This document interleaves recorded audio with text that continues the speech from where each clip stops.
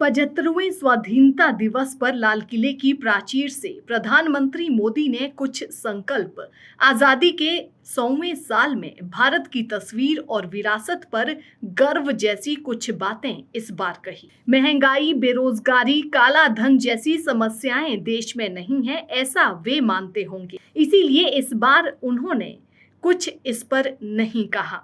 परिवारवाद उन्हें दंश की तरह चुभता है, सो इस बारे में उन्होंने जरूर कुछ बातें कही। आजादी के अमृत काल में प्रधानमंत्री मोदी ने देश से कुछ अमृत वचन कहे, जिसमें एक महत्वपूर्ण बात नारी शक्ति के सम्मान की थी। ये बात अपने आप में बड़ी अजीब और दुखदाई है कि महिला का आदर जैसी बातें जो स्कूली पाठ्यक्रम का अनिवार्य हिस्सा बनाकर बच्चों को शुरू से पढ़ाई जानी चाहिए, उनका ज्ञान नागरिकों को लाल किले से देने की जरूरत पड़ रही है। वैसे मोदी सरकार जो नई शिक्षा नीति लेकर आई है, उसमें अगर सभी से प्राथमिक कक्षा में स्त्री सम्मान, महिलाओं से बराबरी का व्यवहार जैसी बातों की सीख दी जाए तो शायद आजादी के 100वें बरस में ऐसी कोई नसीहत लाल किले से देने की आवश्यकता ना पड़े। बहरहाल प्रधानमंत्री नरेंद्र मोदी ने अपने भाषण में कहा कि किसी ना किसी वजह से हमारे अंदर ये सोच आ गई है कि हम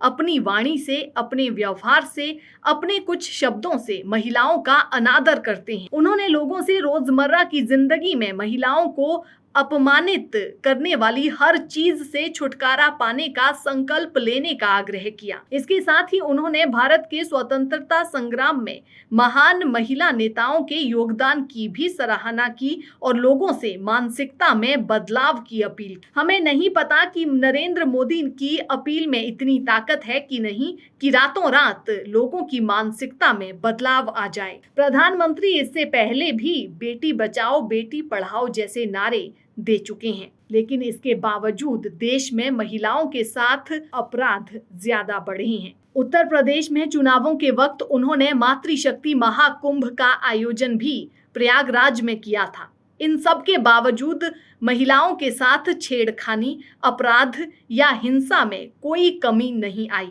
कांग्रेस समेत कई दलों ने तो प्रधानमंत्री मोदी के भाषण में नारी शक्ति की बात सुनकर उनकी पिछली कई बातों का लेखा जोखा सोशल मीडिया पर फिर से याद दिला दिया।